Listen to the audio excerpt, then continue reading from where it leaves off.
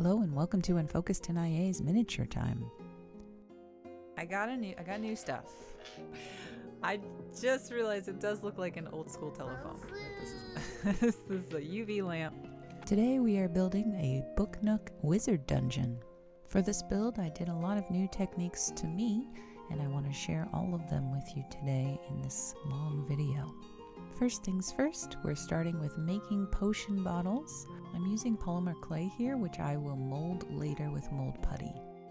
As you saw earlier, I invested in a new UV resin light that looks like a little telephone. This is my first test of using the UV resin.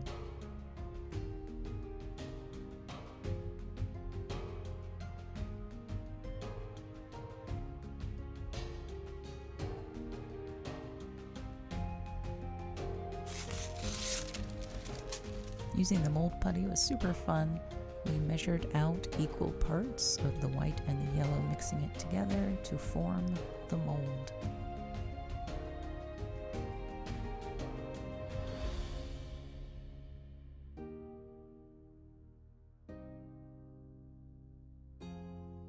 I wouldn't recommend using a cork here because the cork actually got stuck. Demolding of the glass and polymer clay was easy. What I didn't realize in using the UV resin with these molds is that the UV resin would cure on the top before the inset, due to the molds being opaque. When I would pop out the piece, I would have to cure it once more.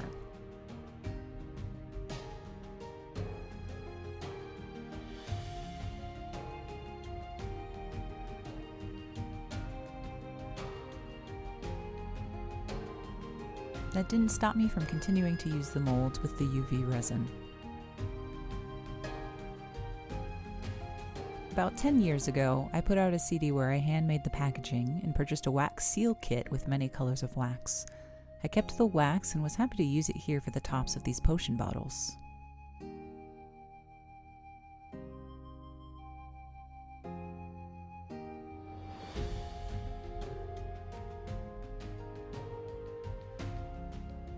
This particular potion bottle mold ended up looking very suspicious, so I ended up cutting off the tops of it.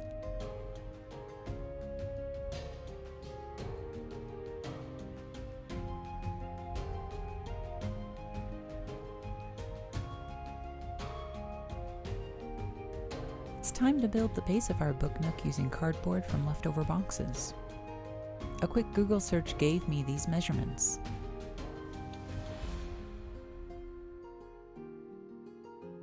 Since this was my first time building a Book Nook from scratch, I glued together the back wall, right side wall, and floor base to start. A couple years ago, I had followed YouTuber Creative Mom on how to build this witch house. I used that knowledge to lay the stone flooring using egg curtains.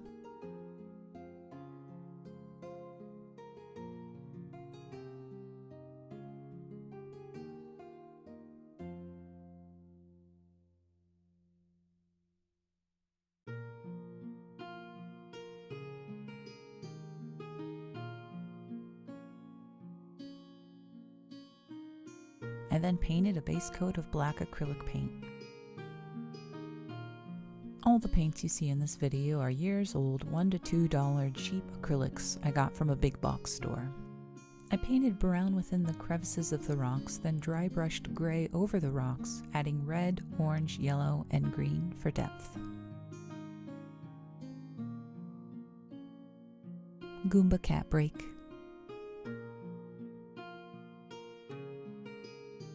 The second method I used in building rock walls and window treatments was with dollar store foam core board.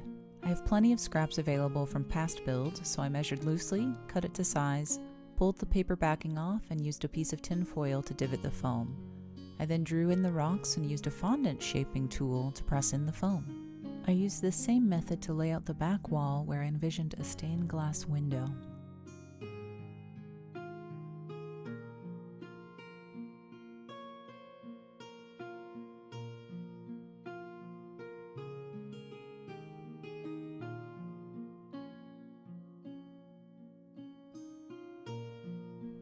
Similar to the flooring, I painted a base coat of black acrylic paint and dry brushed with gray acrylic paint.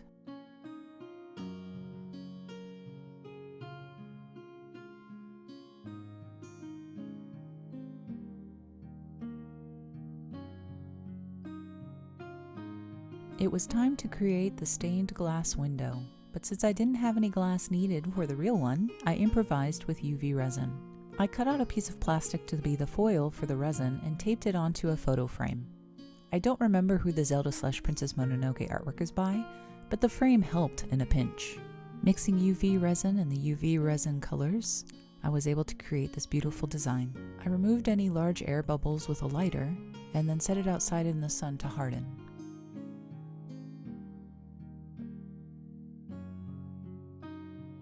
These lights ended up not working out for this project. I didn't test them out before installing, and the light behind the window was too dim for what I wanted. However, I'm leaving this footage in to show the steps I took.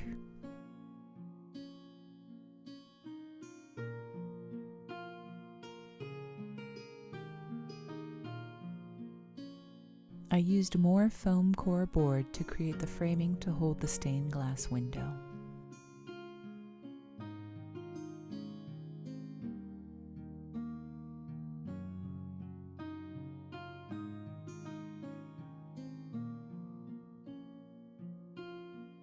Here I'm using a used laser cut piece from another diorama kit for the pattern.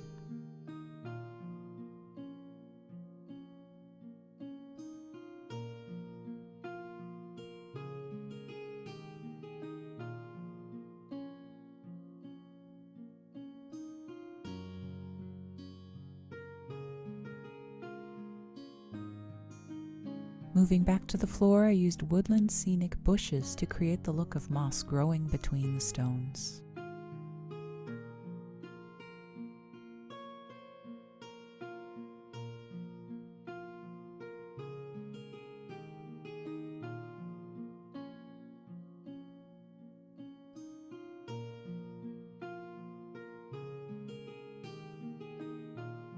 This short chapter is about wallpaper. Here I'm using my new rotary cutting tool to cut scrapbook paper to fit. I did this for both walls and voila, wallpaper.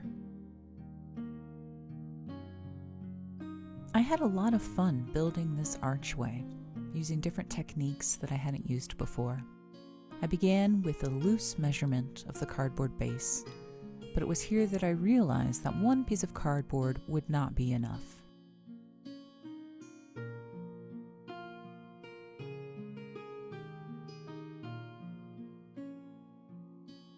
I went back to the egg carton method for stones.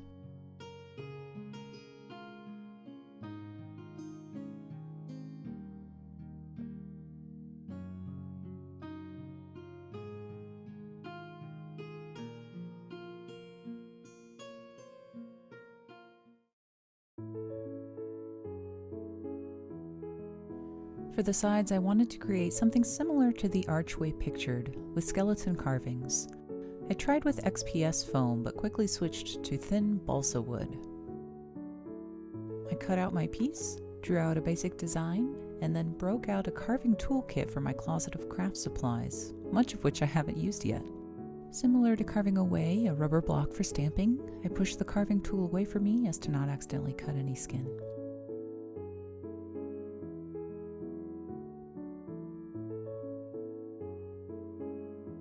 Again, I painted with black acrylic paint and then dry brushed with gray, highlighting with the very lightest gray on the skull.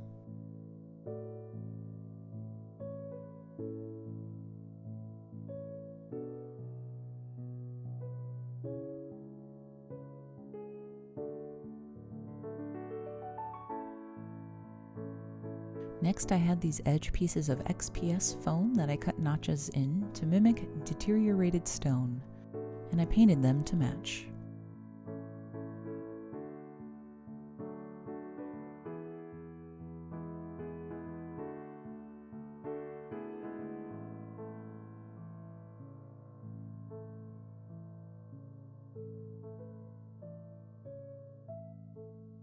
I attached all the pieces with tacky glue.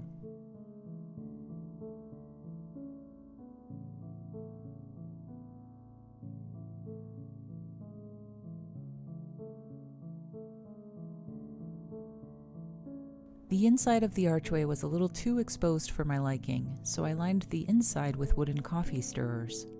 For the curve, I lightly soaked the coffee stirrers in water to make them easier to bend and glue into place.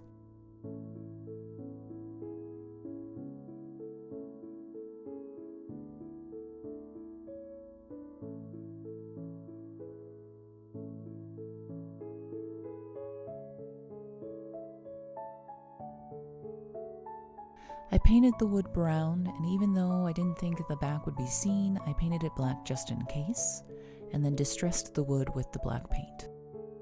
And here it is completed.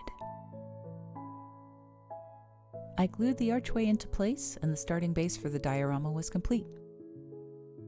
Next was to start on the bookshelf by cutting out lots of books using foam core board and leftover paper instructions from picture frames and other diorama kits I had put together. I measured loosely each book and then cut out the piece, gluing it into place.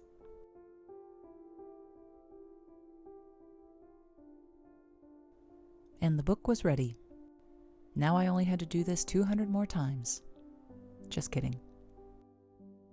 Looking back on it, it probably would have been easier to measure out all the books at the same width and level, but I was feeling loosey-goosey by this point.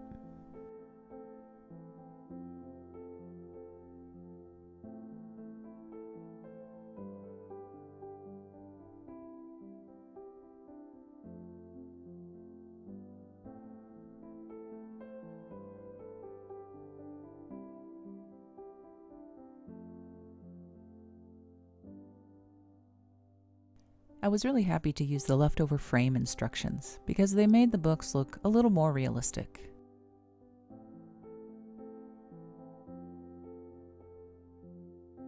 I also used this as an opportunity to use some of the boxes and other paper items from other kits that I had done in the past. I love that I often have extras so that I can use them in the scratch builds.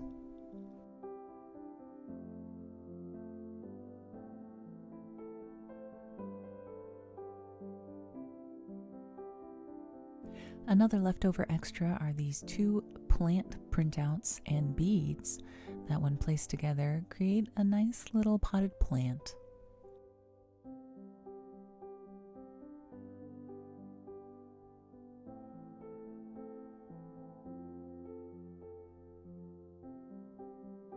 A dear friend gifted me some of her old dollhouse items from her youth, like this jar, a key, and this faux clock completing the bookshelf.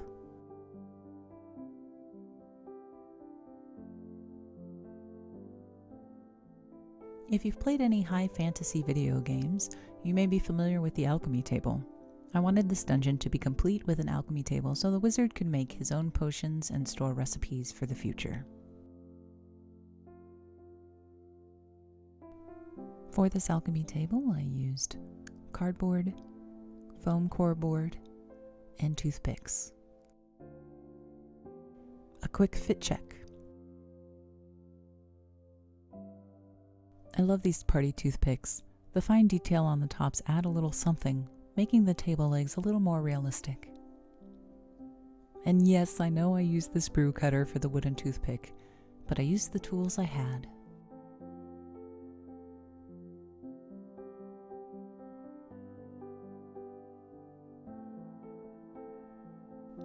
I thought it was easiest to go with the egg carton method for the stone wall behind the alchemy table and bookshelf.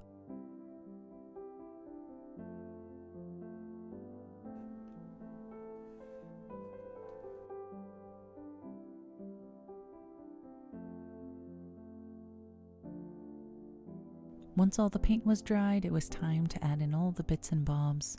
Here we have recipes that we actually wrote actual recipes on the inside of the scrolls. And then, of course, putting in all of the potion bottles that we made with resin. And then lining the alchemy table with a beautiful lace. And adding in some books and some potions. The Twitch chat here wanted me to add in Love Potion number 9, just like the song. I thought it would be nice to also add in a crystal ball. No alchemy table is complete without some hanging dried herbs.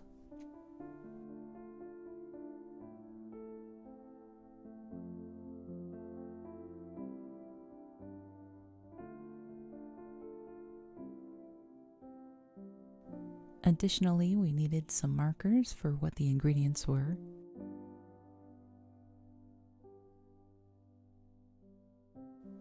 And yes, here I am accidentally burning up one of those papers with a wax seal flame while trying to make a tiny candle.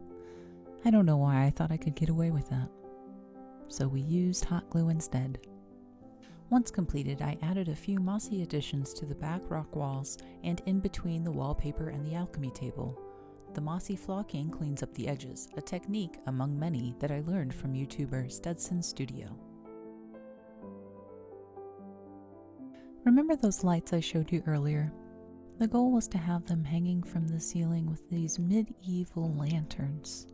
I dug into my scrap bag of pieces of crochet plastic, toothpicks, and balsa wood, gluing them together and then painting after. Of course, Goomba is very helpful.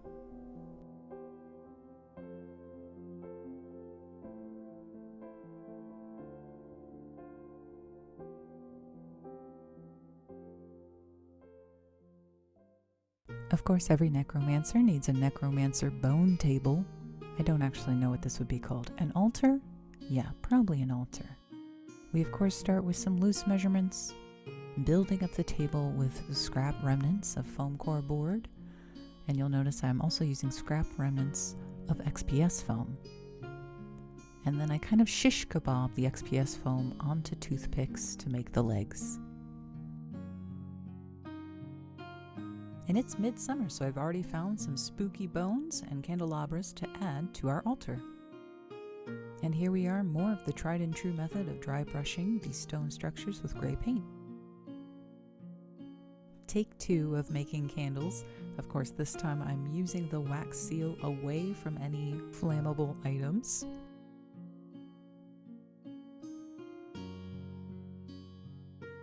Once the candelabras were attached, I added more dripping candle wax and the prepared bones to complete the ceremony.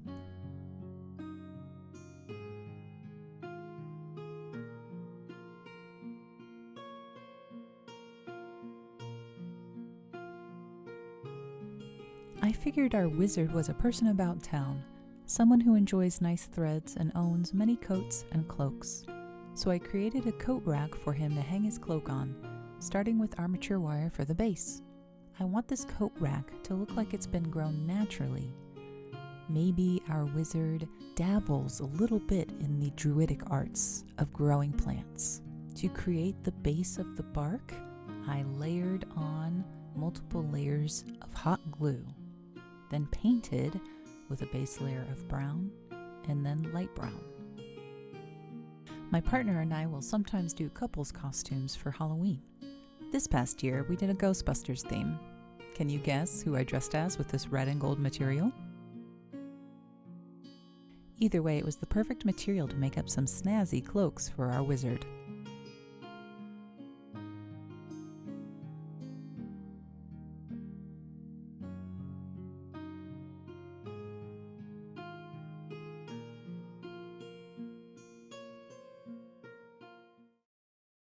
If I haven't mentioned it before, I stream my miniature making on Twitch, along with music performance and video gaming.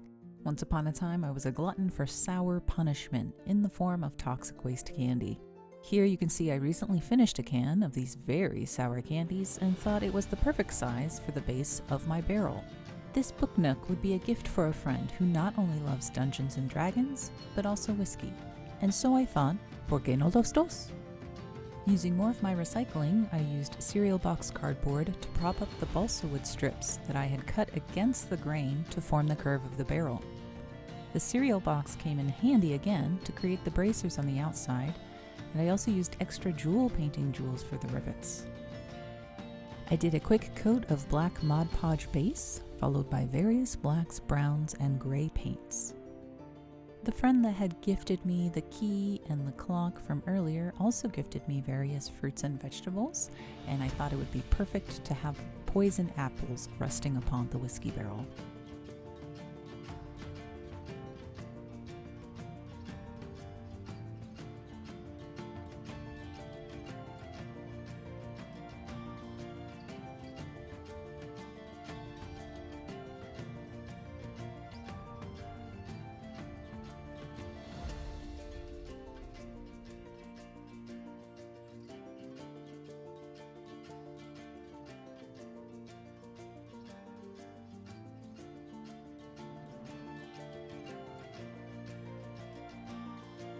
The final touch on the barrel was to add 2 jewelry beads for the handles.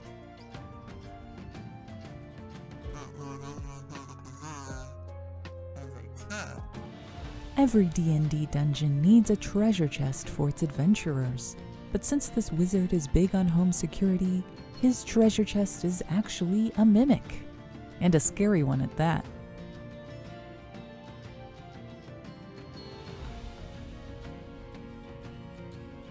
I used all the materials you've seen before: cardboard, foam core board, recycled cardstock, coffee stirrers, jewel beads, and I added air-dry clay for its beautiful smile.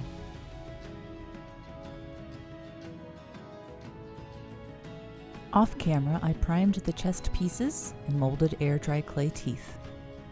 I also created an additional wizard staff and primed it. Third eye break to give me the clairvoyance to continue with the same color palette of browns.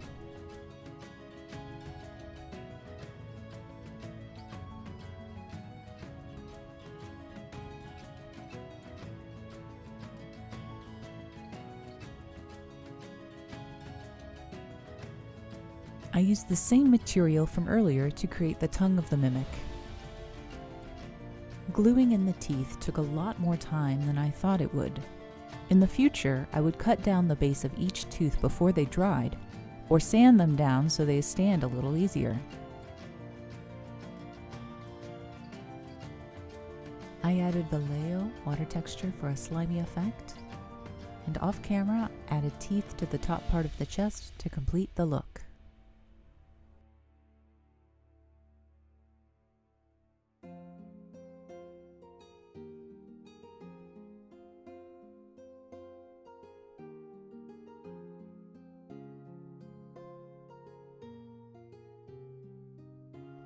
With the inside pieces in place, all that was left in the room was the lighting.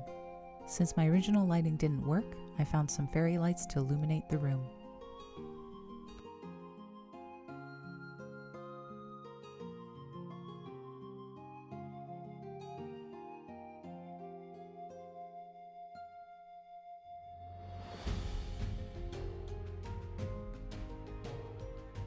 Before we attach the top to the rest, let's have a quick Luna break.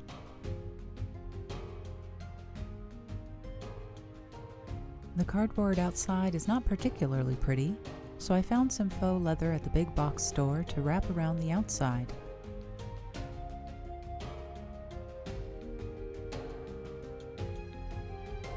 And created another stone archway for the front entrance to the dungeon.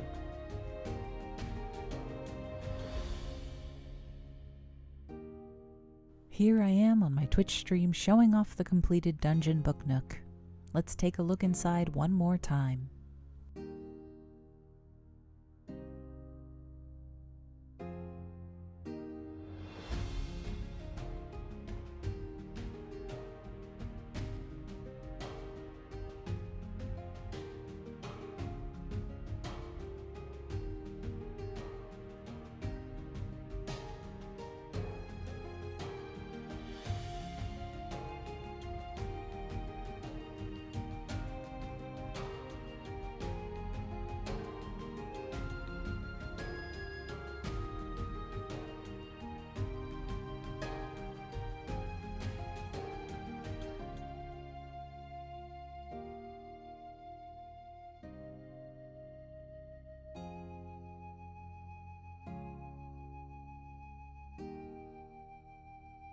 Thank you again to my Twitch community who helped me along the way in building this diorama. I had a blast and I look forward to the next build. I hope to see you soon.